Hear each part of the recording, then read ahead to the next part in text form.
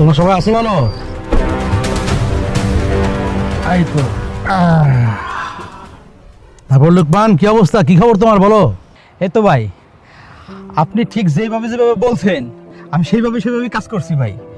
এলাকায় আপনার ঈদ মোবারকের পোস্টার সব লাগাই দিছি। বাহ বাহ, ভেরি গুড। আচ্ছা, এই লোকজন কি কয়? মানুষজন এক একজন এক এক মন্তব্য করে।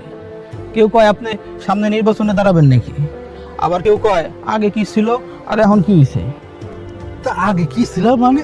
এই এলাকার লোক কয় কি আপনার আব্বা নাকি কামলা ছিল, মানে হয়েছে কি আপনি নাকি সরকারি চাকরি পাওয়ার কারণে নাকি এত টাকা পয়সার মালিক হয়েছে। মানুষের তো চলে কেন? আমি কি ছিলাম, আমার বাপ কি ছিল, হ্যাঁ? টাকার তো জানা দরকারটা কি? কালকে একজন আপনার পোস্টার দেখে বললো আপনি নাকি একটা কেরানি পোস্টে চাকরি করতেন, আর রাতারাতি ঘুষকে কোটি টাকার মালিক হয়ে গেছেন।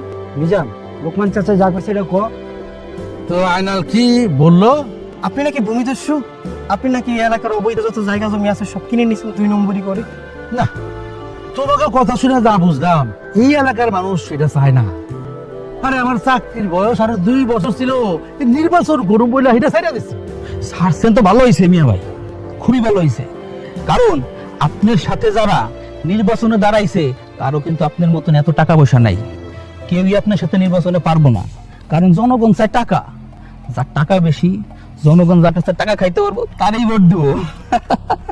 হ্যাঁ, এই আইনর যে আমার নামে মিথ্যা অপপ্রচার চালাইতেছে, তোমরা কিছু কও না? আমরা সবাই চাই আপনি এই এলাকার চেয়ারম্যানই পাস করেন। তারপরে দেখেন আমরা কি করি, আয়নাল তো পাতা শুইরা দিব।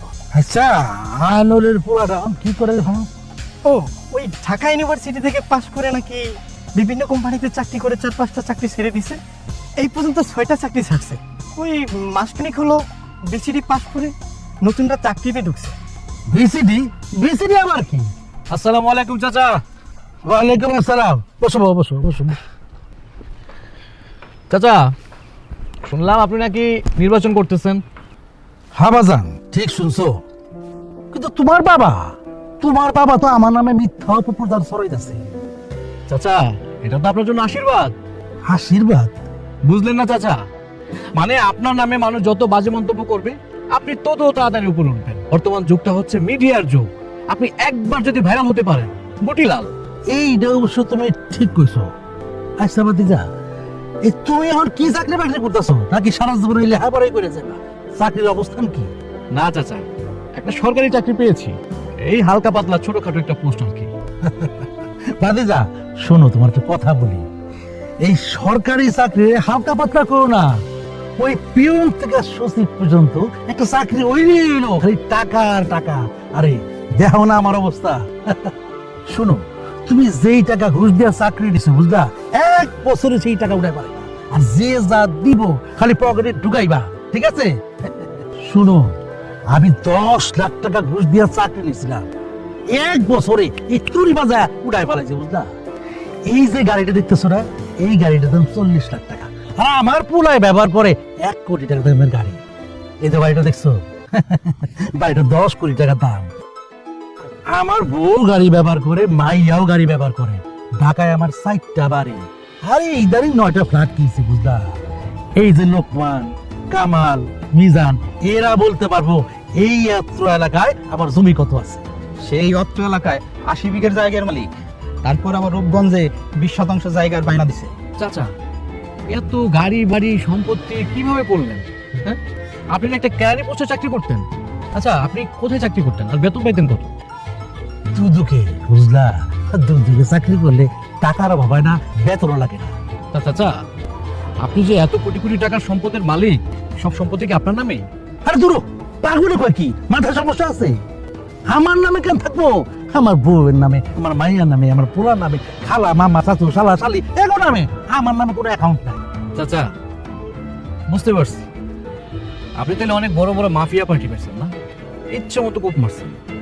আচ্ছা, আমি যতটুকু জানি যে আপনার চাকরি তো আরো 2 বছর করার কথা ছিল, কিন্তু 2 বছর আগে চাকরি ছেড়ে দিলেন কেন? বাদিজা, ওই যে তুমি বললো না, খালি খুব বাড়ছে, খালি খুব বাড়ছে। আমার খুবের পরিমাণটা এমন বেশি হয়ে গেছিল যে ডরে 2 বছর আগে চাকরি ছাইড়া দিছি। বুঝো না, ভাইরালের জন্য। চাচা, একটা উপকার করবেন? আপনি আমাকেও কোপ মারার মতো বড় বড় একটা পার্টি ম্যানেজ করেন। ম্যানেজ করে দেবো মানে? তুমি কি দুদুকে ঢুকছো? জি চাচা। এই তুমি কে? এই মিষ্টি নিয়ে আইছো? চাচা এটা আমার লোক, আমি ওকে মিষ্টি আনতে বলছি আপনাকে খাওয়াবো বলে। এই এদিকে আসো, চাচাকে মিষ্টি খাওয়াই, দেখে দাও। এই যে চাচা, নিন হা করুন। এই তা বাবা, তুমি কোন পোস্টে আছো? সহকারী কমিশন। আরে কি ব্যাপার? না না ঠিক আছে। না, স্যার আমি আমি কইতাছিলাম কি, না আপনাকে কোনো কিছু বলতে হবে না, আমি বলতেছি। মানে আপনি এতক্ষণ যা কিছু বলছেন না, সব কিছু রেকর্ড হয়ে গেছে। পুলিশ? হ্যাঁ, এরা সবাই আমার লোক। আমি লোকের মুখে শুনেছি যে আপনি গ্রামে আসবেন। এই যে লঙ্গি পরা লোক দেখছেন, এই যে লোক দেখছেন, এই লোক সবাই আমার লোক।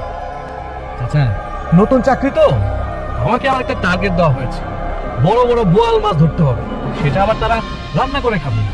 চাচা আপনি হলেন আমার এই গ্রামের মানুষ, আপনাকে আমি খুব ভালো করে চিনি, মানে আপনার সম্পর্কে আমি মোটামুটি আগে থেকে সবকিছু জানি। এই জন্য প্রথম কোপটা আপনাকে মারলাম।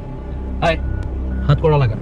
স্যার স্যার স্যার স্যার আমার যত সহ সম্পত্তি, টাকা পয়সা, সহ সম্পত্তি সব 50-50 আপনি নিয়ে যান, তো আমার মান সম্মানটা নষ্ট করে দিন। চাচা 50-50 না, পুরাটাই দেওয়ার ব্যবস্থা করে দিচ্ছি।